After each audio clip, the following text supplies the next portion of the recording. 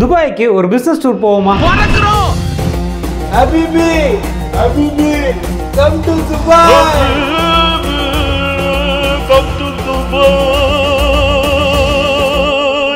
பெரியோனே என் ரஹ்மானே. ஏய் என்ன சொன்னா என்ன சொல்லிட்டு இருக்க? இந்தியாவில் உங்கள் பிஸ்னஸ் ரொம்ப சக்ஸஸ்ஃபுல்லாக போயிட்டுருக்கு. அடுத்து ஒரு ஃபாரின் பிரான்ச் ஆரம்பிக்கலாம் அப்படின்னு நினைக்கிறவங்களுக்கு முதலாவது ஆப்ஷனாக இருக்கிறது பார்த்தீங்கன்னா துபாய். அப்படி ஒரு ஊர் அது. எதனால துபாயில் பிஸ்னஸ் ஆரம்பிக்கணும், துபாயில் இருக்கக்கூடிய பிஸ்னஸ் ஆப்பர்ச்சுனிட்டிஸ்லாம் என்ன, இந்த வீடியோவில் டீட்டெயில்டாக பார்க்கலாம். ஒரு விஷயம் தெரியுமா உனக்கு? துபாயில் இங்கே வந்து சூர்யாவோட ஆஃபீஸ் எங்கே இருக்குன்னு கண்டுபிடிச்சிருக்கேன். ரோலெக்ஸ். வெரி ரேர் இந்த மாதிரி காமெடிலாம் கேட்க ரொம்ப ரேர். இந்த காமெடி யோசிக்கும் போதே அவன் மூளை வளங்க. உங்களுக்கு துபாயில் பிஸ்னஸ் ஆரம்பிக்கிறதுக்கு ஏதாவது சப்போர்ட் தேவைப்படுது அப்படின்னா மேலே இருக்கக்கூடிய வாட்ஸ்அப் நம்பரில் நீங்கள் காண்டாக்ட் பண்ணலாம். அது மட்டும் இல்லாமல் நீங்கள் சொந்தமாக பிஸ்னஸ் ஆரம்பிக்கணும், இல்லை ஃபாரின் கண்ட்ரியில் உங்களோட பிஸ்னஸை எக்ஸ்பேண்ட் பண்ணணும் அப்படின்னு நினைக்கிறீங்கன்னா உங்களுக்கு தேவையான ரிஜிஸ்ட்ரேஷன்ஸ், லைசன்சஸ், இது எப்படி வாங்குறது, அதுக்கு தேவையான டாக்குமெண்ட்ஸ், இது அத்தனையுமே ஒரு பிடிஎஃப் டாக்குமெண்ட்டாக கிரியேட் பண்ணியிருக்கோம். உங்களுக்கு அந்த பிடிஎஃப் டாக்குமெண்ட் தேவைப்படுது அப்படின்னா டிஸ்கிரிப்ஷனில் இருக்கக்கூடிய லிங்கை கிளிக் பண்ணி பிடிஎஃப் டாக்குமெண்ட்டை டவுன்லோட் பண்ணிக்கோங்க. நான் அறிவழகன், பிஸ்னஸ் லாயரோட கம்பெனி பேர் ல இன்டெலிஜென்ஷியா பிரைவேட் லிமிடெட்.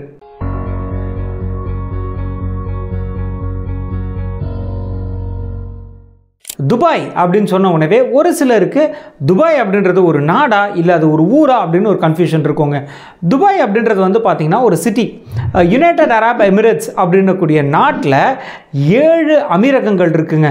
அதில் ஒன்று Abu Dhabi, Dubai, Sharjah, Ajman, Fujairah, Ras al Khaimah, Umm al Quwain. இந்த 7 அமீரகங்களில் ஒரு அமீரகம் தான் இந்த எமிரேட்ஸ் ஆஃப் துபாய் அப்படின்றது. இந்த எமிரேட்ஸ் ஆஃப் துபாயில் இருக்கக்கூடிய ஒரு சிட்டி தான் துபாய்.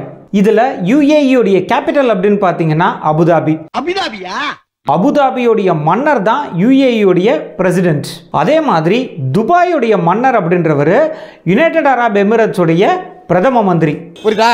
இதில் துபாய் அப்படின்றது ரொம்ப ரொம்ப முக்கியத்துவம் வாய்ந்த ஒரு பிஸ்னஸ் சிட்டியாக இருக்குது. இது யுஏஇயில் மட்டும் கிடையாது, உலகம் முழுக்கவே இது ரொம்ப பாப்புலரான ஒரு பிஸ்னஸ் ஹப். இதுக்கான முதல் காரணம் அப்படின்றது பிஸ்னஸ் ஃப்ரெண்ட்லி பாலிசிஸ். துபாய் அரசர் என்ன முடிவு பண்ணுறாரு அப்படின்னா துபாய் அப்படின்றது தொழில் வளர்ச்சி அடைந்த ஒரு ஊராக இருக்கணும் அப்படின்னு முடிவு பண்ணுறாரு. இதனால் அங்கே இருக்கக்கூடிய பாலிசிஸ் எல்லாமே ரொம்ப நிறைய ரிலாக்ஸேஷன்ஸ் கொடுக்குறாரு. அதுலேயும் குறிப்பாக வந்து பார்த்தீங்கன்னா 100% ஃபாரின் டைரக்ட் இன்வெஸ்ட்மெண்ட்டை பெர்மிட் பண்ணுறாரு. இது மட்டும் இல்லாமல் துபாய் அப்படின்ற ஊரே பார்த்தீங்கன்னா இன்வெஸ்டர்ஸ்க்கு ஃப்ரெண்ட்லியான நிறைய சட்டத்திட்டங்களை உருவாக்குறாங்க. அது மட்டும் இல்லாமல் நீங்கள் கம்பெனி ஆரம்பிக்கணும், லைசன்ஸ் வாங்கணும் அப்படின்னா அத்தனையுமே ரொம்ப எளிமையான ப்ராசஸாக துபாயில் இருக்குது. ரெண்டாவது காரணம் access to international market. Dubai அப்படின்றது இந்த பக்கம் ஏஷியா, அந்த பக்கம் யூரோப், இன்னொரு பக்கம் ஆஃப்ரிக்கா. ஸோ இதுக்கான மையப்புள்ளியாக துபாய் இருக்குது. இன்றைக்கி மட்டும் இல்லை, அந்த காலத்திலேருந்தே துபாய் அப்படின்றது மிகப்பெரிய ஒரு ட்ரேட் ரூட்டாக இருக்குது. இன்றைக்கி காலப்போக்கில் துபாய் ஒரு மிகப்பெரிய ஒரு ட்ரேட் சென்டராக மாறி இருக்குது, ட்ரேட் ஹப்பாக உருவாயிருக்கு. எந்த ஒரு பிராண்டாக இருந்தாலும் அவங்க புதுசாக லான்ச் பண்ணக்கூடிய ப்ராடக்ட்டுக்கு உகந்த ஒரு இடமா துபாயை பார்க்குறாங்க. ஸோ இதனால தான் துபாய் அப்படின்றது மிகச்சிறந்த ஒரு ட்ரேட் ஹப்பாக இருந்துகிட்டு இருக்கு. மூணாவது முக்கியமான ஒரு காரணம் அப்படின்றது லோ டேக்ஸ் ரேட். இந்தியாவிலலாம் பார்த்தீங்கன்னா இன்கம் டேக்ஸ் அப்படின்றது 30%, அதுக்கு மேலே ஜிஎஸ்டி அப்படின்றது ஒரு 18%. நல்லா இருக்க மாட்டேடா தம்பி, நல்லாவே இருக்க மாட்டேன். ஆனால் துபாயில் வெறும் கார்ப்பரேட் டேக்ஸ் மட்டும்தாங்க. அதுவும் வந்து பார்த்தீங்கன்னா 9% மட்டும்தான். அது மட்டும் இல்லாமல் அங்கே பர்சனல் இன்கம் டேக்ஸ் அப்படின்றதே கிடையாது. வருமான வரியே கட்ட வேணாம் அப்படின்னு சொல்லும் போதே துபாயில் பிஸ்னஸ் ஆரம்பிக்கணும்னு ஆசையாக இருக்குல்ல. நாலாவது விஷயம் 100% ஃபாரின் டைரக்ட் இன்வெஸ்ட்மெண்ட்.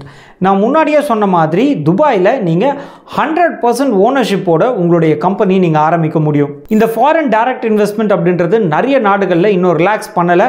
அதனால் பெரும்பாலான நாடுகளில் நீங்கள் பிஸ்னஸ் ஆரம்பிக்கணும் அப்படின்னா அந்த நாட்டு குடிமக்களுக்கு ஒரு 51% பங்கு அப்படின்றத கொடுத்துட்டு மீதம் உள்ள 41% தான் உங்களுடைய கம்பெனி ஹோல்ட் பண்ணும்.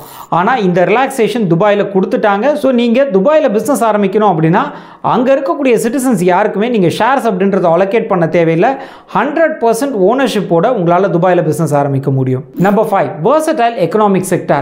துபாய் பொறுத்த வரைக்கும் நிறைய பிஸ்னஸ் செக்டார்ஸில் ஆப்பர்ச்சுனிட்டிஸ் இருக்குங்க.